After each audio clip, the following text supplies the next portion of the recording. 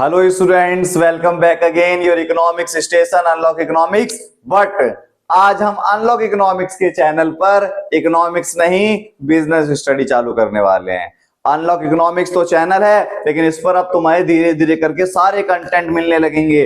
अब हम लोग जल्द से जल्द 9, 10th के साइंस और मैथ इंग्लिश भी चालू करेंगे। इसी चैनल पर आपको सब कुछ मिलेगा अनलॉक इकोनॉमिक्स पर। लेकिन अनलॉक इकोनॉमिक्स नहीं, अब अनलॉक इकोनॉमिक्स करेगा हर सब्जेक्ट को अनलॉक। ठीक है क्लास, तो आज हम नया चैप्टर चालू करने वाले हैं। 12th बिजनेस स्टडी का नया चैप्टर चालू होगा। ठीक है, जिसमें चैप्टर 1 हमारा 1 शॉट में खत्म हो जाएगा। क्या? Nature and significance of management. ठीक है, nature and significance of management. देखो 1 शॉट है ना, 1 शॉट के अंदर आपकी वीडियो खत्म, क्लास खत्म, चैप्टर खत्म। 1 शॉट है ना, तो 1 शॉट में खत्म। मैं दीपक सर स्वागत करता हूं आपको दोबारा से मेरे चैनल पर, आपके चैनल पर, सबके चैनल पर। ठीक है क्लास, तो चलिए हम लोग चालू करते हैं। क्या है इसमें? सबसे पहला है nature and significance of management. Nature and significance of management. Nature and significance of management मतलब ये जो हम मैनेजमेंट कर रहे हैं वो क्या है, क्या किस तरीके से है, इसमें हम वो वाला चैप्टर हम चालू करेंगे जिसके अंदर देखो हम लोग क्या करेंगे। This presentation explore the nature significance management, outline the essential element crop principles. मतलब जो हमने आपके लिए पीपीटी तैयार करी है, इसके अंदर मैनेजमेंट चैप्टर 1 के अंदर, ठीक है, जिसके अंदर हिंदी की भी पीडीएफ है। आगे हिंदी मीडियम वालों के लिए भी पीडीएफ पड़ी हुई है, उसकी टेंशन बिल्कुल मत लो। मैंने सबका साथ और सबका विकास के लिए हिंदी और इंग्लिश दोनों मीडियम के लिए ये वीडियो तैयार करी है, हिंदी मीडियम और इंग्लिश मीडियम के लिए। ठीक है क्लास, जो हिंदी मीडियम के लिए हैं उनके लिए एंड में मैंने पीडीएफ बना के रख रखी है, वो भी समझाएंगे लास्ट में। इंग्लिश मीडियम के लिए ये है, चाहे इंग्लिश मीडियम हो या हिंदी मीडियम हो, पढ़ते तो सारे ही हैं। चलिए चालू करते हैं। क्या है देखिए, मैनेजमेंट क्या है? एक प्रोसेस है। मैनेजमेंट क्या है? एक प्रोसेस है। किस चीज का process? Management involve structured systematic approach that encompass planning organise staffing. मतलब जो मैनेजमेंट है ना, ये एक प्रोसेस है। किस चीज के लिए प्रोसेस? कोई काम चालू करने से लेकर प्लानिंग होगी, कोई काम चालू करेंगे तो प्लानिंग होगी, इससे लेकर हम सामान बेचते हैं। ठीक है, तो मतलब एक ऑर्गेनाइजेशन चालू करने के बाद का जितना भी प्रोसेस होता है वो सारा क्या कहलाएगा? मैनेजमेंट कहलाएगा। ये देखो, तो continuous cycle ensure the effective and effective operation organisation. एक ऑर्गेनाइजेशन को चालू करने के लिए और अच्छे से चलाने के लिए जो मैनेजमेंट का प्रोसेस होता है उसे हम बोलते हैं the essence of management. Effective performance, effective management emphasis achieve organisational goals and objective while efficiency focus optimize resources utilization, minimize waste and maximize output। अब मतलब क्या बोला कि ये जो मैनेजमेंट है, एक मान लो एक कोई मैनेजर है, ठीक है, तुम लोग मैनेजर हो, है ना, मैं तो नौकर इंसान, आप लोग मैनेजमेंट संभाल रहे हो। ठीक है, आप लोग क्या करोगे? एक गोल डिसाइड करोगे। आप लोगों ने एक गोल डिसाइड करा कि 12th क्लास के अंदर हम 90+ का मार्क्स लेकर आएंगे, ये गोल है। ठीक है, फिर उसके बाद उस गोल को पाने के लिए तुम क्या करोगे? उस पर फोकस करोगे। फिर ऑप्टिमाइज रिसोर्सेज यूटिलाइजेशन। आपके लिए रिसोर्सेज क्या है? बुक्स है। आपके लिए रिसोर्सेज क्या है? आपकी टाइम है, वो आप अच्छे से यूज करोगे, जिससे आप सोचोगे कम टाइम में ज्यादा से ज्यादा क्या निकल सके, आउटपुट निकल सके। उसको ही बोलते हैं हम मैनेजमेंट। समझ में आ गया? उसको ही क्या बोलेंगे हम? मैनेजमेंट बोलेंगे। Balancing effectiveness and efficiency. Effectiveness अलग होता है और एफिशिएंसी क्या होती है? अलग होती है। एफिशिएंसी का मतलब होता है फोकस ऑन रिसोर्सेज। मतलब एफिशिएंसी का मतलब होता है फोकस ऑन रिसोर्सेज, इफेक्टिवनेस का मतलब होता है फोकस ऑन गोल।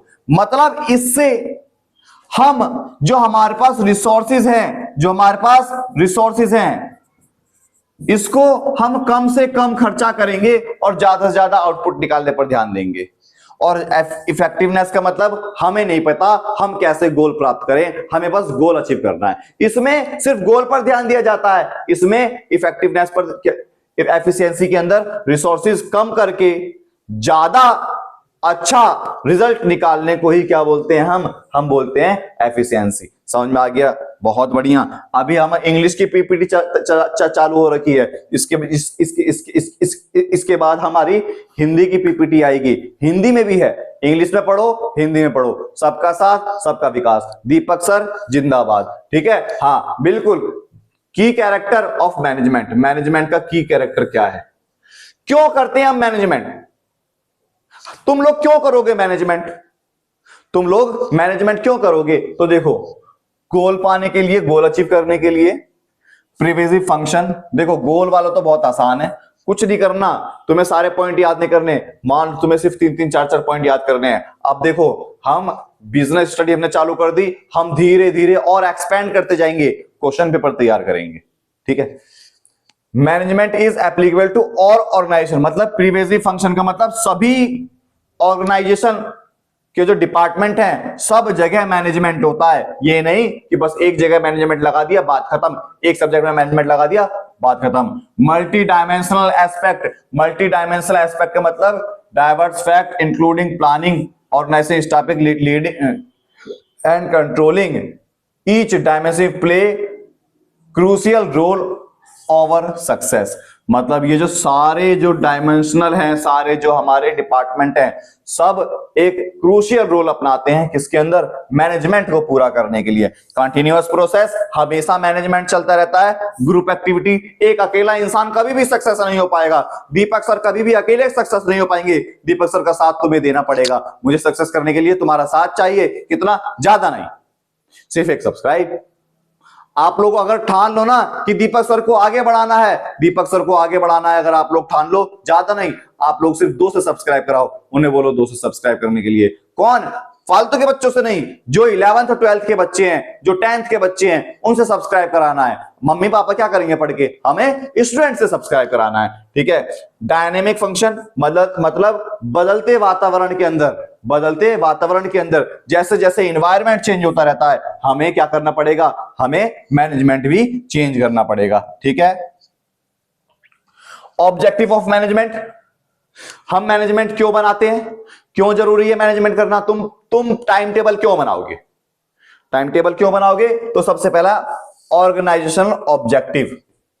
ऑर्गेनाइजेशन की ऑब्जेक्टिव क्या होती है? सरवाइव करना। ठीक है, हम चाहते हैं ऑर्गेनाइजेशन हमारे लंबे समय तक सरवाइव करे, प्रॉफिटेबल हो, ग्रोथ हो। ठीक है, तो ये पहला ऑब्जेक्ट समझ में आया, ऑर्गेनाइजेशनल ऑब्जेक्टिव। कंपनी चाहती है हमारी ग्रोथ हो, प्रॉफिट मोटिव हो, और हमारी जो है हम अपने आप को एक्सपेंड कर सकें, लंबे समय तक रह सकें। देखो सर्वाइवल आया ना, ग्रोथ के लिए और प्रॉफिट के लिए। ऑब्जेक्टिव मैनेजमेंट का उद्देश्य क्या है? तो सरवाइव कराना, कंपनी है, ऑर्गेनाइजेशन है, उसको आगे बढ़ाना, प्रॉफिट के लिए काम करवाना। ठीक है, फिर उसके बाद सोशल ऑब्जेक्टिव भी होता है। अभी हमने पढ़ा ऑर्गेनाइजेशनल ऑब्जेक्टिव, कंपनी के जो ऑब्जेक्टिव ये 3 होते हैं, समाज के ऑब्जेक्टिव ये हैं। Social objective, community involvement, supporting local community through charitable contribution, volunteer programme and ethical business practice. मतलब हमारा देखो ये ऑर्गेनाइजेशन है, किस चीज का ऑर्गेनाइजेशन है? मान लो यूट्यूब चैनल है।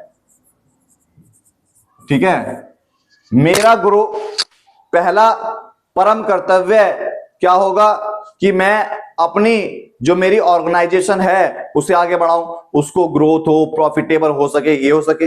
लेकिन दूसरा मेरे समाज के प्रति भी होगा कि मैं समाज के टीचरों को क्या करूंगा, रोजगार दूंगा। देखो आप लोग ना इतने बहादुर हो, आप लोग इतने वो हो कि अगर आप चाहो ना तो दीपक सर को आगे बढ़ाकर दीपक सर को एक रोजगार देने वाला टीचर बना सकते हो। कैसे? अब मेरे चैनल पर बहुत सारे टीचर आएंगे पढ़ाने के लिए, तो उनको तो मुझे सैलरी देनी पड़ेगी ना बकायदा। आप देखो, आप लोग चाहे फ्री में पढ़ो, लेकिन मुझे तो सैलरी देनी पड़ेगी। तो क्या हो गया, ये जब मैंने समाज के लिए क्या करा, काम करा। एनवायरमेंट के लिए भी मेरे को काम करना पड़ेगा, एनवायरमेंटल, ठीक है। एक कंपनी का काम होता है पहले खुद का ग्रोथ करना, समाज का भी विकास करना, एनवायरमेंट भी वो पॉल्यूशन कम करने के लिए ध्यान देगा, पॉल्यूशन कंट्रोल करने के लिए ध्यान देगा। और इथिकल कोड ऑफ कंडक्ट भी होता है। थक गया बोलते बोलते। इथिकल कोड ऑफ कंडक्ट के अंदर क्या है, ट्रांसपेरेंसी होनी चाहिए, किसी के साथ अनफेयर बिहेवियर नहीं होना चाहिए, ठीक है। Promote programme ethical standard and promoting responsibility business practice, मतलब जो हमारे अंदर काम करने वाले लोग हैं हमें उसे बढ़ावा देना चाहिए। अब देखो, मैं एक बड़ा टीचर बन जाऊंगा, अभी बहुत छोटा हूं, तुच्चा सा टीचर हूं, ठीक है, तुच्छ सा मास्टर, ठीक है। मैं कहता हूं मैं बहुत एक तुच्छ सा मास्टर हूं, ठीक है। तो मैं एक बहुत बड़ा, जिस दिन टीचर बन जाऊंगा उस दिन क्या होगा, उस दिन कुछ नहीं होगा, मैं अपने किसी छोटे इंसान को आगे बढ़ाने के लिए ध्यान दूंगा, ठीक है क्लास। अब देखते हैं आगे, ठीक है। फिर उसके बाद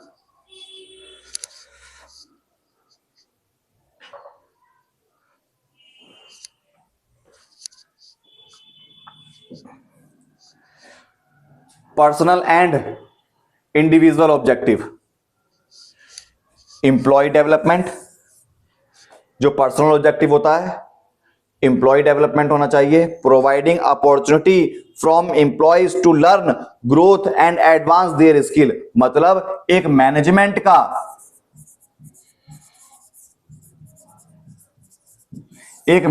का एक काम होता है कि इसके अंदर जो काम करने वाले लोग हैं उनको अपॉर्चुनिटी देना, उनको ग्रोथ करवाना, उनकी स्किल को बढ़ाना, ठीक है, और करियर में उसे आगे बढ़ाना। जॉब सेटिस्फेक्शन भी होता है, अगर मैं कहीं जॉब करने के लिए जाऊंगा तो मुझे सेटिस्फेक्शन मिलनी चाहिए ना, ठीक है। क्रिएटिंग वर्क एनवायरनमेंट, ऐसा एनवायरनमेंट हो जिससे मुझे काम करने में क्या हो, मजा आए और मैं ज्यादा से ज्यादा मोटिवेट भी हो सकूं और मेरे को सेटिस्फाई भी मिल सके, ठीक है। पर्सनल गोल भी होता है। पर्सनल गोल क्या होता है, supporting employees in achievement their individual goal whether related to career advancement, personal development, work life balance, मतलब हमारे कुछ पर्सनल गोल्स भी होते हैं, जैसे मान लो हम किसी के यहाँ जॉब करने जा रहे हैं, हमें सेफ्टी हो, ठीक है, हमारी लाइफ क्या हो, अच्छी हो सके, ये सारी क्या है, पर्सनल गोल के अंदर आती है, ठीक है। फिर the importance of management, importance of management कर रहे हैं अभी हम, ठीक है। हम इंपोर्टेंस ऑफ मैनेजमेंट क्या है, अचीविंग ग्रुप गोल, मतलब एक जो ऑर्गेनाइजेशन है इसमें जो काम करने वाले लोगों का ग्रुप है, ये ग्रुप अपना गोल अचीवमेंट करने पर ध्यान देती है। इंक्रीज एफिशिएंसी, मैनेजमेंट के द्वारा एफिशिएंसी क्या होती है, बढ़ती है, मतलब जो रिसोर्सेज है उसको ऑप्टिमम यूज करके, अच्छी तरीके से यूज करके, ज्यादा से ज्यादा, मिनिमम वेस्ट करके ज्यादा से ज्यादा हम क्या करते हैं, फायदा कमाने के लिए काम करते हैं। क्रिएटिंग डायनेमिक ऑर्गेनाइजेशन, मतलब अब देखो एक ऑर्गेनाइजेशन है, अब वातावरण कभी भी चेंज हो जाता है, क्लाइमेट कभी भी चेंज होता है। क्लाइमेट का मतलब ये नहीं कि बाढ़ आ गई, भूकंप आ गई, क्लाइमेट का डिमांड सप्लाई कभी भी चेंज हो जाती है, किसी गुड्स की डिमांड, किसी गुड्स की सप्लाई, मतलब ये सब क्या है, डायनामिक वातावरण। इसमें हम management for faster adaptability and responsible to change, enabling organization to thrive in dynamic unpredictable environment, मतलब वातावरण हमारा चेंज होता रहता है, हमें नहीं पता क्या होने वाला, हम उसमें अपने आप को सरवाइव कर सकें, ऐसा मैनेजमेंट होना चाहिए। अचीविंग पर्सनल गोल, जो हमारे पर्सनल गोल्स हैं हम उसे क्या कर सकें, अचीव कर सकें, अपने स्किल को बढ़ाना। डेवलपिंग सोसाइटी, जो हमारे आसपास की जो सोसाइटी है उसे डेवलपमेंट पर ध्यान देना चाहिए। टॉपिक क्या है, इंपोर्टेंस ऑफ मैनेजमेंट, ठीक है। डेवलपमेंट सोसाइटी हो गया, हमें ज्यादा से ज्यादा क्या करना चाहिए, वहां के जॉब क्रिएट करनी चाहिए, कंट्रीब्यूशन करना चाहिए ओवरऑल, ठीक है, सोसाइटी के अंदर, सड़कें बनवा दी, नालियां बनवा दी, ये सारी चीज, ठीक है। नेचर ऑफ मैनेजमेंट, देखो नेचर ऑफ मैनेजमेंट के अंदर क्या बोला, जो मैनेजमेंट का नेचर है वो 3 है। मैनेजमेंट आर्ट भी है, साइंस भी है और प्रोफेशन भी है। कैसे, मैनेजमेंट कौन कर पाएगा, जिसके अंदर कोई कला होगी, समझ में आ गया, और मैनेजमेंट कैसे होता है, एक साइंस की तरीके से होता है। जैसे साइंस में होता है ना, पहले ये वाला केमिकल डालेंगे, फिर ये वाला केमिकल डालेंगे, फिर ये वाला डालेंगे, फिर ये वाला डालेंगे, और सारा ठीक है, और तो अच्छा रिएक्शन निकल कर आया, सारा मिक्स कर दिया, ब्लाम, ब्लास्ट हो जाएगा, है ना। तो आर्ट मतलब कला होनी चाहिए, साइंस मतलब तरीके से काम करा जाएगा, पहले प्लानिंग करी जाएगी, फिर ऑर्गेनाइजेशन, फिर स्टाफ, ये सारी चीज क्या है हमारी, क्या है, सिस्टमैटिक वे से चलता है ना। साइंस में सिस्टमैटिक वे चलता है तो मैनेजमेंट भी सिस्टमैटिक वे से चलता है, इसीलिए बोला मैनेजमेंट साइंस भी है और आर्ट भी है। आर्ट के अंदर क्या है, कला। जैसे मान लो मैं हूं, मेरे अंदर मैनेजमेंट की कला है, मुझे पता है, तो मैं अच्छे से मैनेज कर पाऊंगा, है ना। किसी को, मेरे मान लो मेरा छोटा भाई है, उसके अंदर मैनेजमेंट की कला नहीं है तो वो नहीं कर पाएगा, एक्सपर्ट होना चाहिए। दूसरा, अब ये जो प्रोफेशन है, ठीक है, ये मैनेजमेंट की कला कहां से आई, जैसे बहुत सारे कोर्सेज होते हैं, एमबीए हो गया, ठीक है, सीए हो गया, सीएस हो गया, इनके अंदर क्या है, ये प्रोफेशन से ही तो होता है, समझ में आ गया। तो ये एक प्रोफेशन होता है मैनेजमेंट करना। मैनेजमेंट एक स्पेशलाइज्ड नॉलेज होती है, स्किल होती है, एथिक्स होती है, रिक्वायर्ड ट्रेनिंग प्रोग्राम चलता है, डेवलपमेंट प्रोग्राम चलता है, एक सर्टिफिकेट मिलता है, ठीक है, सर्टिफिकेट मिलता है, समझ में आ गया। तो अभी कैमरे की तरफ थोड़ी वो आ गया था, डस्ट सा वो साफ कर रहा था, तो वो मत करना, ठीक है, समझ में आ गया। तो नेचर क्या है, मैनेजमेंट आर्ट भी है, साइंस भी और प्रोफेशन भी है, समझ में आ गया, बिल्कुल आ गया होगा। साइंस वर्सेस मैनेजमेंट, साइंस में क्या है, एक यूनिवर्सल प्रिंसिपल चलता है, इसमें यूनिवर्सल प्रिंसिपल नहीं चलता, ये डिपेंडिंग और सिचुएशन पर ध्यान दिया जाता है। ये प्रिडिक्टेबल आउटकम्स होता है, ये आउटकम ऑफ्टन अनप्रिडिक्टेबल, इसमें पहले से पता हो साइंस में क्या होने वाला है, इसमें हमें नहीं पता क्या होने वाला है। इसमें ऑब्जेक्टिव एंड इम्पर्सनल होता है, इसमें सब्जेक्टिव एंड पर्सनल होता है, ठीक है। फोकस ऑन एक्यूरेसी एंड, इसमें एक्यूरेसी पर ध्यान दिया जाता है, इसमें एफिशिएंसी और इफेक्टिवनेस पर ध्यान दिया जाता है, ठीक है। Management A symphony A science and art, explore the captivating world management domain the blend scientific principle. मतलब इन सब से अगर ये लिखा हुआ है, क्या हमें आंसर सीधा निकल कर आया, जो मैनेजमेंट है ना वो साइंस भी है और एज वेल एज आर्ट भी है, हमें ये बताना है। साइंस क्यों है, क्योंकि मैनेजमेंट एक सिस्टमैटिक वे से चलता है, इसीलिए साइंस भी सिस्टमैटिक वे से चलता है, तो दोनों क्या हो गया, सेम हो गया। बट साइंस के अंदर कैरियर रूल अपनाए जाते हैं, मैनेजमेंट के अंदर इतना कठिन रूल और रेगुलेशन नहीं होता। मैनेजमेंट आर्ट भी है, क्योंकि मैनेजमेंट के अंदर क्या होना चाहिए, एक स्किल होनी चाहिए, कला होनी चाहिए। ऐसे ही क्या है, आर्ट भी क्या है, कला है ना, ड्राइंग करने की एक आर्ट है, कला है, समझ में आ गया। तो यही है हमारा, ठीक है, बहुत अच्छा, very good. The artist essence the management. अब देखो आर्टिस्ट आ गया, theoretical foundation, personalised application, practice and creativity. अब देखो आर्ट कैसे सीखा, उसके अंदर पढ़ाई लिखाई कहीं थ्योरेटिकल करा, ठीक है, फिर उसने अपने ऊपर कभी अप्लाई करा होगा, फिर उसने प्रैक्टिस करी होगी, मैनेजमेंट करा होगा, तो वो सीख गया, है ना। जैसे मान लो ड्राइंग करना कैसे सीखते हैं, तो प्रैक्टिस करने से सीखते हैं, तो ये समझ में आ गया।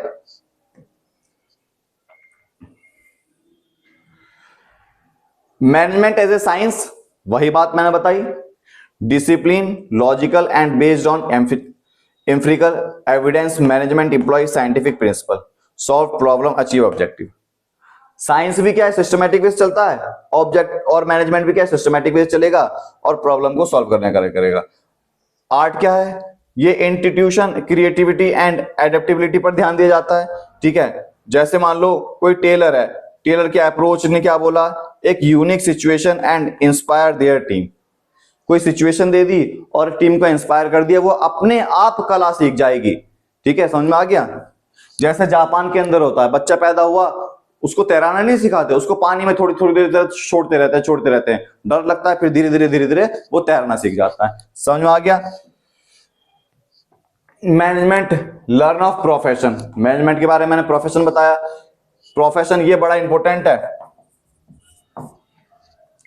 Define body of knowledge, management की एक डिफाइंड बॉडी और नॉलेज होती है। जैसे management relies vast and involving body knowledge including the theories, framework and best practice. मतलब मैनेजमेंट के अंदर थ्योरेटिकल नॉलेज भी होनी चाहिए, प्रैक्टिकल नॉलेज भी होनी चाहिए और एक फ्रेमवर्क तैयार करके होना चाहिए कि हाँ वो ये काम कर सकता है, ठीक है। रिस्ट्रिक्टेड एंट्री, सारे लोग मैनेजमेंट थोड़ी ना कर सकते हैं, उनके पास फॉर्मल एजुकेशन होनी चाहिए, सर्टिफिकेशन होना चाहिए एंड एक्सपीरियंस ऑफ्टन रिक्वायर्ड होनी चाहिए। मतलब जो एमबीए जिसने कर रखा है, मैनेजमेंट बहुत अच्छे से कर सकता है ना। सारे लोग बड़ी बड़ी कंपनियों के अंदर, कोई ये थोड़ी ना कि कोई भी जाएगा 12वीं पास कर ले मैनेजमेंट के लिए उसे नौकरी मिल गई, नहीं। जिसके पास एक सर्टिफिकेशन होगा वही क्या कर पाएगा, मैनेजमेंट कर पाएगा। ठीक है, प्रोफेशन एसोसिएशन, अब मैनेजमेंट जो है उसके पास डिग्री होगी, डिप्लोमा होगा, तो कहीं एसोसिएशन किसी संस्था से ही तो मिलेगी वो डिग्री डिप्लोमा, हम घर में तो नहीं छाप पाएंगे। उसका एथिकल कोड ऑफ कंडक्ट होता है। जैसे मान लो डॉक्टर है, डॉक्टर ने क्या करा, पढ़ाई लिखाई कर ली, ठीक है, सारे लोग डॉक्टर नहीं बन सकते, और उसने जो सर्टिफिकेट पाया होगा या जो डिप्लोमा पाया होगा किसी अच्छी रेपुटेड इंस्टीट्यूशन से पाया होगा, उसका कोड ऑफ कंडक्ट भी है कि अगर कोई घायल हो रखा है उसका इलाज पहले करा जाएगा, ऑपरेशन के दौरान कैंची छोड़ दी पेट के अंदर तो दिक्कत हो जाएगी, ये सारी चीज। ठीक है, सर्विस मोटिव, प्रोफेशन जो है वो सर्विस मोटिव पर ध्यान दिया जाता है, तो मैनेजमेंट भी क्या है, एक सर्विस मोटिव है। मैनेजमेंट कर तो ले लोग, लेकिन हमें दिखाई नहीं देता, वो क्या होता है, महसूस होता है कि हाँ बहुत अच्छा मैनेजमेंट हो रहा है। ठीक है, बहुत बढ़िया, वेरी गुड। अब देखो मैनेजमेंट के लेवल हैं, टॉप लेवल, मिडिल लेवल, ठीक है, और सबसे नीचे ऑप्शन ऑपरेशनल या सुपरवाइजरी लेवल। ठीक है, कौन कौन मैनेजमेंट कर सकता है वो बताया है। Responsible for strategy decision making, setting overall direction and overseeing the organisation performance, वो टॉप लेवल देखता। मतलब कोई भी ऑर्गेनाइजेशन के लिए डिसीजन लिया जाएगा, टॉप लेवल मैनेजमेंट लेगा। ठीक है, कोई डिसीजन बनाया जाएगा, कोई पॉलिसी बनाएगा, टॉप लेवल। मिडिल लेवल का काम क्या होता है, translate strategy plan to operation level, goal manage departmental and survive. मतलब इसने जो प्लान बनाया, इसके प्लान को ये लागू करवाने का काम करता है मिडिल लेवल। ठीक है, किसको इसने, सुपरवाइजर को बता दिया, सुपरवाइजर इसके अंदर आ गए।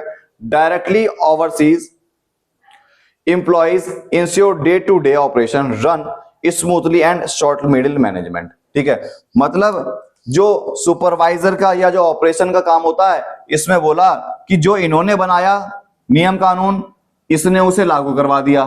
ठीक है, अब जब नियम कानून लागू हो गया तो इस वाले मैनेजमेंट का काम होता है कि ये सही से मेंटेन करना, क्या शॉर्टेज तो नहीं पड़ रही, काम सही से हो रहा या नहीं हो रहा, डे टू डे क्या करेगा, एनालाइज करेगा। ठीक है, अब पिलर क्या है इफेक्टिव मैनेजमेंट का, एक अच्छा मैनेजमेंट के पिलर होते हैं। जैसे बोलते हैं ना कि नींव बहुत अच्छी होनी चाहिए, वैसे ही इफेक्टिव मैनेजमेंट के क्या है, पिलर है। प्लानिंग अच्छी होनी चाहिए। ठीक है, जो प्लान बनाया उसके लिए एक ऑर्गेनाइजिंग होना चाहिए, स्ट्रक्चर होना चाहिए, कहां पर वो प्लान लागू करा जाएगा, ठीक है, कहां पर वो काम करवाया जाएगा। जब ऑर्गेनाइजेशन बना दिया, प्राइमेसिस बना दी, तो अब उनके अंदर लोगों को भरा जाएगा, स्टाफिंग करी जाएगी। स्टाफिंग के अंदर ये ध्यान दिया जाएगा सही लोग, सही इंसान सही जगह पर होना चाहिए। फिर उसके बाद डायरेक्टिंग करी जाएगी, उनको कमांड दी जाएगी कि तुम्हें ये काम करना है, तुम्हें ये काम करना है, उन्हें मोटिवेट करा जाएगा, गाइडेंस दिया जाएगा, जिससे ऑर्गेनाइजेशन गोल क्या हो सके, अचीव हो सके। फिर उसके बाद उनके ऊपर कंट्रोल करा जाएगा कि काम करो, काम नहीं करा तो क्यों नहीं करा, किस कारण गलत हुआ, कितना गलत हुआ, वो सारी चीज के ऊपर क्या करी जाएगी, कंट्रोलिंग के अंदर ध्यान दी जाएगी। परफॉर्मेंस पर ध्यान दिया जाएगा, समझ आ गया, अगर कोई दिक्कत हो गई तो उसे करेक्ट करने पर ध्यान दिया जाएगा। ठीक है, फिर coordination, the art of unification essential all management. ये जो कोऑर्डिनेशन है, इसके बाद प्लानिंग के बाद कोऑर्डिनेशन आया। कोऑर्डिनेशन हर लेवल पर जरूरी पड़ता है, नीड ऑल लेवल। ठीक है, ऑल मैनेजमेंट पे लागू होगा और सभी जगह लागू होगा। समझ में आया। फिर देखो कोऑर्डिनेशन के अंदर ग्रुप एफर्ट काम करा जाता है, एक अकेला इंसान काम नहीं कर सकता। Ensure unity of action, ensure करा जाएगा यूनिटी ऑफ एक्शन। समझ में आया, मतलब ये देखो 1 2 3 4 5 इधर आया कंट्रोलिंग तक, फिर हमारा कोऑर्डिनेशन भी आता है। ठीक है, समझ में आया, कोऑर्डिनेशन भी आता है। जिसके अंदर ये बोला कोऑर्डिनेट करा जाएगा, एफर्ट लगाए जाएंगे, कंटिन्यूअस प्रोसेस होता है, ये हर जगह लागू होता है। ये नहीं कि कोऑर्डिनेशन एक जगह लागू हो गया, एक क्लास में कोऑर्डिनेशन लागू हो गया बाकी जगह लागू नहीं हुआ।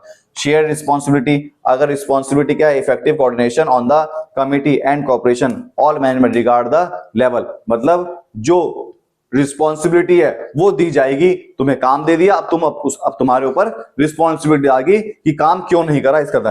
Deliberate function coordinate not passive outcome the deliberate effort requiring management active plan and implement strategy. Deliberate function का मतलब कोई अगर समस्या आ रही है, कोई प्रॉब्लम आ रही है तो उसे ठीक करना तुरंत, और तुरंत उसे क्या करना, प्लान को लागू करना। ठीक है, फिर why coordination is critical, coordination जरूरी क्यों है? As organization expand, coordination become increasingly important, मतलब जैसे जैसे ऑर्गेनाइजेशन बड़ा होता जाता है वैसे वैसे कोऑर्डिनेशन में क्या हो जाती है, समस्या आती रहती है।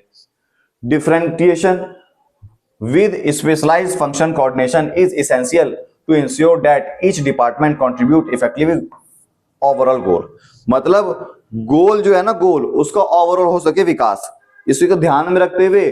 अब ऐसा हो नहीं पाता, सबका मत अलग अलग होता है, सबके तरीके अलग अलग होते हैं। स्पेशलाइजेशन, स्पेशलाइजेशन में बोला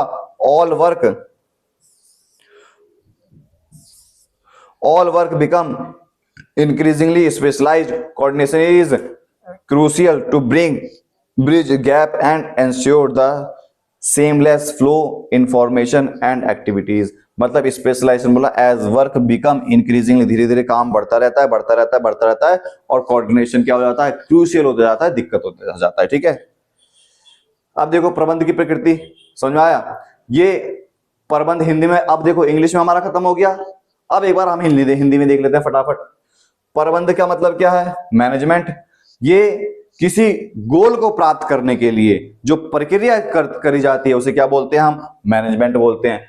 प्रबंध का सार, यह एक प्रक्रिया के रूप में प्रबंध है, मतलब इसका एक प्रक्रिया है, और प्रभावी प्रदर्शन, मतलब ये एक प्रोसेस से चलता है और अच्छा चलता है। प्रभावशीलता और दक्षता में संतुलन, देखो क्षमता में क्या बोला, क्षमता में बोला संसाधनों पर ध्यान देना, संसाधन पर ध्यान देना, संसाधन कम से कम, आउटपुट ज्यादा से ज्यादा। प्रभावशीलता में लक्ष्य हमें जल्दी से जल्दी प्राप्त होना चाहिए। ठीक है, प्रबंध का उद्देश्य, ये लक्षण है, उद्देश्य क्या है, ठीक है, हमारी जो गोल ओरिएंटेड है, लक्ष्य प्राप्ति पर ध्यान देना। ये एक व्यापक कार्य, बहुत बड़ा है, बहुआयामी पहलू, मतलब हर जगह लागू होता है। ठीक है, सतत प्रक्रिया हमेशा लागू होता है। समूह गतिविधि एक अकेला इंसान नहीं कर पाता। गतिशीलता बदलते वातावरण के अंदर ये हमारा क्या होगा, चेंज होता रहता है। ठीक है, प्रबंध के उद्देश्य क्या है, देखो एक होता है संगठनात्मक उद्देश्य। संगठन के लिए क्या होता है, संगठन मतलब ऑर्गेनाइजेशन का क्या, प्रॉफिट कमाना नहीं, बाजार की स्थिति जोखिम न्यूनतम करके संगठन मतलब गोल प्राप्त करना, विकास करना और लाभ कमाना। वो चाहते हैं हमारी इस जो कंपनी है वो क्या हो सके, एक्सपेंड हो सके, बढ़ सके। ठीक है, फिर आता है सामाजिक उद्देश्य। सामाजिक उद्देश्य में क्या है, धर्म योगदान देना, व्यावसायिक प्रथाओं के माध्यम से समुदाय का समर्थन करना, रोजगार दे देना, ये क्या है, समाज के लिए काम करना। पर्यावरण में पॉल्यूशन कम करना और नैतिक प्रभाव के अंदर ईमानदारी से काम करना। ठीक है, फिर उद्देश्य क्या है, कार्मिक वैद्य जो काम करने वाले लोग हैं उनका मोटिव क्या होता है, कर्मचारी का विकास करना, नौकरी से संतुष्टि होना और व्यक्तिगत लक्ष्य। मतलब अगर मान लो कोई काम करने वाला कर्मचारी है, उसका हमें विकास करना पड़ेगा। नौकरी के दौरान कोई काम करने वाला वो अपने काम से क्या हो, पूरी तरीके से संतुष्ट हो। व्यक्तिगत लक्ष्य मतलब, व्यक्तिगत लक्ष्य का मतलब हमारा भी कोई लक्ष्य होता है, हमें पैसा ज्यादा मिले, ठीक है, समय समय पर हमें घूमने की फैसिलिटी प्रोवाइड हो। ठीक है, प्रबंध का महत्व क्या है, समूह के लक्ष्यों को प्राप्त करना। एक अकेला का लक्ष्य नहीं होता, पूरी ऑर्गेनाइजेशन का लक्ष्य होता है, गोल होता है, वो प्राप्त करना। कार्य क्षमता में वृद्धि, ठीक है, एक अकेले इंसान नहीं कर पाएगा, धीरे धीरे क्या करना पड़ेगा, एक गतिशील संगठन का निर्माण। गतिशील संगठन का निर्माण का मतलब जैसे जैसे बदलते वातावरण के अंदर वो अपने आप को क्या कर सके, चला सके। व्यक्तिगत उद्देश्यों की प्राप्ति होगी, ठीक है। विकासशील समाज, जैसे जैसे हमारा देश विकास होगा हमें समाज का भी क्या करना है, विकास करना है। ये क्या है, प्रबंध का महत्व है, ठीक है। फिर प्रबंध की प्रकृति क्या है, यहां पर लिखा है कला। तो प्रबंध एक कला के रूप में भी है, कला जैसे ड्राइंग है उसके अंदर कला होती है, प्रबंध कला है। प्रबंध क्या है, एक विज्ञान भी है। क्यों है विज्ञान, क्योंकि साइंस के अंदर एक सिस्टमैटिक रूल चलता है, मैनेजमेंट के भी अंदर सिस्टमैटिक रूल चलेगा। ये नहीं कि डायरेक्ट हम मैनेजमेंट कर देंगे, किस पर करेंगे, प्लानिंग करने के बाद ऑर्गेनाइजेशन, तो एक प्रोसेस है ना, ठीक है। और पेशा, प्रबंध एक पेशा भी है, मतलब प्रबंध क्या है, एक सर्विस मोटिव के लिए काम करा जाता है, ठीक है। फिर विज्ञान में देखो ये एक सिद्धांतों पर आधारित है, ये सिद्धांत पर आधारित नहीं है, ये करके देखना पड़ता है। ये इसमें हमें साइंस में पहले से पता है क्या होता है, इसमें नहीं पता होता क्या होता है, ठीक है। इसमें वस्तुनिष्ठ और व्यक्तित्व है, ये व्यक्तिगत और ये व्यक्तिगत है, ठीक है। इसमें सटीक हमें आंसर पता होता है क्या होता है, इसमें हमें आंसर ही नहीं पता होता क्या होने वाला है, ठीक है।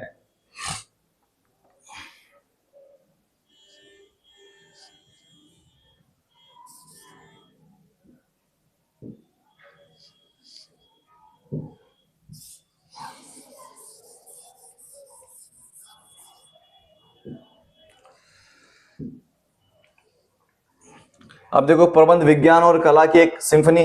प्रबंध क्या है, हमें पता लगा, क्वेश्चन आता है मैनेजमेंट आर्ट है या साइंस है, प्रबंध कला है विज्ञान, तो प्रबंध क्या है, दोनों है। कला के रूप में भी, क्योंकि जिसके अंदर मैनेजमेंट की कला होगी वही काम कर पाएगा। विज्ञान के रूप में भी, क्योंकि विज्ञान के अंदर, साइंस के अंदर एक सिस्टमैटिक वे चलता है, तो मैनेजमेंट भी क्या है, एक सिस्टमैटिक वे है। प्रबंध क्या है, एक सिस्टमैटिक तरीका है, ठीक है। तो इंग्लिश मीडियम में मैंने पहले बता दिया, अब ये हिंदी मीडियम चल रहा है हमारा। प्रबंध का कलात्मक सार, ये एक सिद्धांति के सिद्धांतों पर आधारित है, थ्योरेटिकल है, मतलब जिसके पास थ्योरेटिकल नॉलेज होगी वही कर पाएगा, ठीक है, मैनेजमेंट। फिर उसके बाद उसके पास प्रैक्टिकल नॉलेज भी होनी चाहिए, कहीं पर प्रैक्टिस करनी चाहिए, प्रैक्टिकल नॉलेज होगा। और रचनात्मक, धीरे धीरे वो जितना ज्यादा काम करेगा, जितना ज्यादा मैनेजमेंट करेगा, उतना ज्यादा क्या हो जाएगा, वो एक्सपर्ट हो जाएगा, ठीक है। फिर दो तरफा सिक्का, मतलब विज्ञान और कला, मैंने बता दिया मैनेजमेंट साइंस भी और आर्ट भी है, बार बार एक ही चीज आ रही है। प्रबंध जो है पेशा है, कैसे, ज्ञान का परिभाषित शरीर, मतलब जिसके पास ज्ञान होगा वही हम क्या कर सकते हैं, वो मैनेजमेंट कर पाएगा। प्रबंधित प्रवेश, कोई भी, ये नहीं कि कोई भी इंसान आया और मैनेजर बन गया, ऐसा नहीं, पूरी तरीके से क्या हो सकता है, वो मैनेजमेंट करेगा। तो उसके पास एक वेल बॉडी द्वारा, सिस्टमैटिक द्वारा क्या होना चाहिए, उसके पास नॉलेज होना चाहिए, सर्टिफिकेशन होना चाहिए। किसी ऑर्गेनाइजेशन के द्वारा, जैसे मान लो वकील है, तो वकील को डिग्री मिलती है, किसी ऑर्गेनाइजेशन से मिलती है। डॉक्टर है, डॉक्टर को जो सर्टिफिकेट मिलेगा किसी ना किसी संस्था से मिलेगा, ठीक है। नैतिक आचार संहिता, सबका एक कोड ऑफ कंडक्ट है। जैसे मैनेजमेंट के अंदर होता है ईमानदारी से करना, डॉक्टर के अंदर होता है कि जैसे कोई एक्सीडेंट वाला मरीज है उसको पहले देखना। सेवा मकसद, मैनेजमेंट के लिए सेवा के अंदर ध्यान दिया जाता है, ठीक है। फिर प्रबंध का प्रोसेस है, 3 स्तर है प्रबंध के। शीर्ष स्तर जो सबसे ऊपर होता है, टॉप लेवल जिसे बोलते हैं इंग्लिश में। टॉप लेवल में क्या होता है, नीति का निर्माण होता है, नीति का निर्माण होता है। मध्य स्तर, जो ये नीति बनाई गई, सेकंड वाला, ठीक है, मिडिल लेवल उसे लागू करवाने का काम करता है। और तीसरा होता है ये डेली बेसिस पर देखता है कि काम सही से हो रहा है या नहीं हो रहा है। 3 स्तर होते हैं प्रबंध के, ठीक है। प्रबंध का एक स्तंभ, मतलब जो मैनेजमेंट है उसका प्रोसेस क्या है, प्लानिंग करना। हमारे पास पहले प्लानिंग होनी चाहिए कि हम क्या करेंगे, उसके लिए हमें एक संगठन बनाना पड़ेगा, ऑर्गेनाइजेशन, कहां पर जो हमने प्लान बनाया वो कहां पर लागू होगा, एक स्ट्रक्चर तैयार करना पड़ेगा। वहां पर हमें लोगों को भरना पड़ेगा, लोगों को नौकरी देनी पड़ेगी, उनका नेतृत्व करना पड़ेगा कि तुम्हें ये काम करना है, तुम्हें ये काम करना है, तुम्हें ये काम, हमें उसे निर्देशन देना पड़ेगा। उसके बाद हमें उसे कंट्रोल करना पड़ेगा, नियंत्रण करना पड़ेगा, नियंत्रण, क्योंकि अगर कोई गलत काम कर रहा है तो हमें उसे मोटिवेट करना पड़ेगा बार बार। फिर आता तुम्हारा एकीकरण, कला मैंने बता दिया क्या होता है, कला ही होता है। और एकीकरण का मतलब होता है कोऑर्डिनेशन। क्या होगा, कोऑर्डिनेशन के अंदर समन्वय, एकीकरण को हम समन्वय भी बोल सकते हैं। समन्वय समन्वय के अंदर ये बोला कि जो प्रबंध है वो एक स्ट्रक्चर के अंदर, मैनेजमेंट के अंदर जितने भी काम करने वाले लोग हैं इनके बीच में अच्छा कोऑर्डिनेशन कराने का काम करेगा, जिससे क्या हो सके, उत्पादन प्रक्रिया में जो हमारे गोल हैं, जो मैनेजमेंट ने गोल डिसाइड कर रखे हैं, वो गोल क्या हो सके, अचीव हो सके। ठीक है। फिर समन्वय का सार, एक अकेला इंसान कोऑर्डिनेशन नहीं कर सकता, 2 या 2 से ज्यादा होंगे तभी होगा कोऑर्डिनेशन। कार्रवाई में एकता सुनिश्चित करता है, मतलब गोल जो है ऑर्गेनाइजेशन का वो एक ही गोल होना चाहिए, गोल नहीं बदलना चाहिए। ठीक है। फिर उसके बाद सतत प्रक्रिया, हर समय हमारा ये लागू होता है, हर जगह लागू होता है, हमेशा चलता रहेगा। ठीक है। फिर उसके बाद साझा जिम्मेदारी, एक अकेला इंसान काम नहीं कर सकता, तो जिम्मेदारियों से मिलजुल कर काम करना पड़ेगा। फिर सुविचार, अगर कोई गलत काम हो गया, ठीक है, कोई हमें गोल नहीं मिल पा रहा, हमारे अचीवमेंट पूरे नहीं हो पाए, तो हम उसे दोबारा से विचार करके हम उस पर ध्यान देंगे। ठीक है। फिर समन्वय क्यों जरूरी है? कंपनी के विकास के लिए जरूरी है, भेदभाव ना हो कंपनी के अंदर इसलिए जरूरी है, विशेष ज्ञान पाने के लिए जरूरी है। किसी को अगर कोई ज्ञान नहीं आ रहा तो एक दूसरे की हेल्प करके वो ज्ञान प्राप्त कर सकते हैं। ठीक है। तो हमारा जो बिजनेस स्टडी है उसके अंदर हमने देखो